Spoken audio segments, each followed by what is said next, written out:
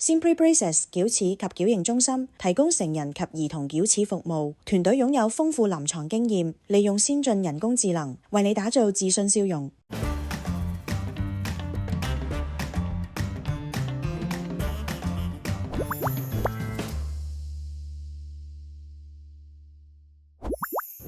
大家好，歡迎你哋收睇澳洲 TVB Anywhere 嘅節目破解醫學迷思，我係你哋嘅主持 Mimi。今日想同大家探討一下一個非常重要，但係好多人都會忽視嘅器官——眼睛。好高興今日我哋請到悉尼嘅眼科專科醫生 Dr. Kenny Chan。Dr. Kenny 你好 ，Mimi 你好。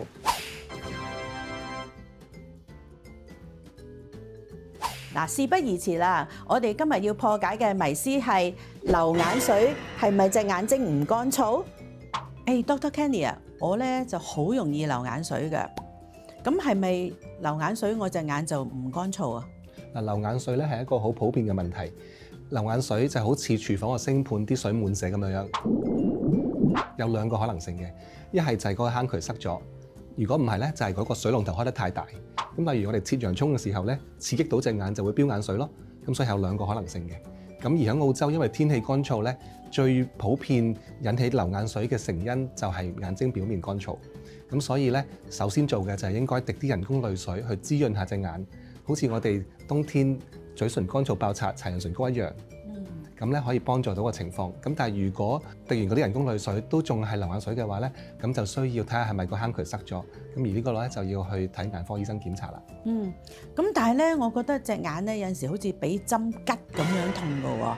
咁一陣痛完就冇事㗎啦。咁又點解會咁樣咧？嗱，眼睛乾燥咧係有好多唔同嘅病徵嘅，例如吉啦、痛啦、痕啦、覺得攰啦。咁當我哋睇書或者睇手機專心嘅時候咧，定睛睇成日唔記得眨眼，咁個表面乾燥咧就會有啲唔舒服，同埋會影響我哋嘅視力添嘅。咁可能真係因為我打電腦啊、睇得手機多啊，咁所以咧隻眼就乾啦，係咪咁樣咧？所以我哋睇嘅時候咧就應該耐唔耐去休息下，咁就會舒服啲。明白。咁頭先咧，我又覺得你用呢個坑渠堵塞咗呢一個比喻咧，非常之好啊。咁如果我真係嗰個淚腺堵塞咗，咁應該要點做咧？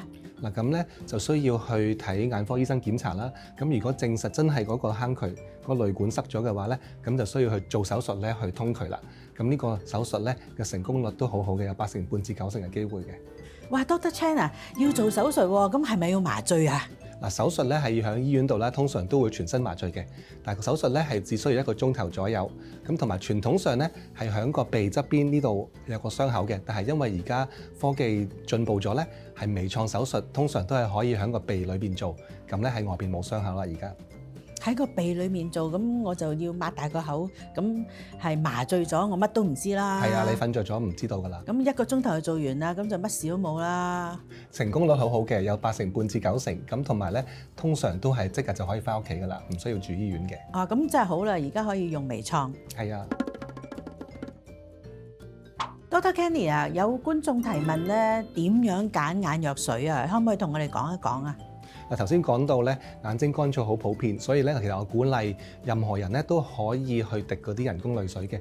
咁而市面上有好多牌子，邊一個牌子冇乜所謂嘅，最重要就係揀嗰啲冇防腐劑嘅，因為咁樣對隻眼會溫柔啲，唔會刺激到隻眼。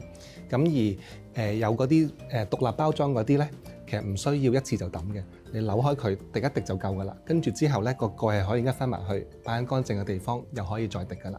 咁其實咧，每一日都應該滴翻起碼2-3次，因為一日一次咧係唔夠嘅。等於你如果嘴唇乾燥、爆擦、流血，一日搽1次潤唇膏咧係唔足夠嘅。咁而如果你等到隻眼唔舒服先至去滴眼水嘅話咧，咁就太遲啦。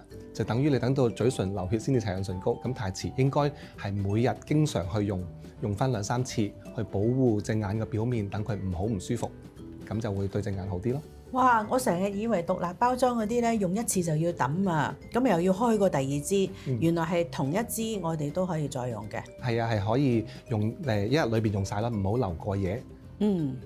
同埋用嗰陣時候要小心啲，如果唔係係咪驚會有細菌啊？咁你用嘅時候咧，小心啲，唔好掂到嗰個尖就得㗎啦。咁你可以翻埋個蓋，咁就可以保持乾淨咯。明白。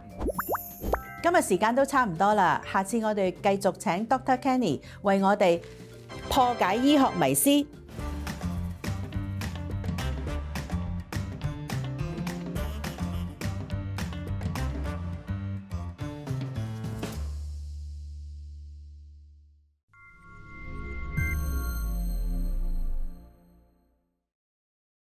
Simply Braces 矯齒及矯形中心提供成人及兒童矯齒服務，團隊擁有豐富臨床經驗，利用先進人工智能為你打造自信笑容。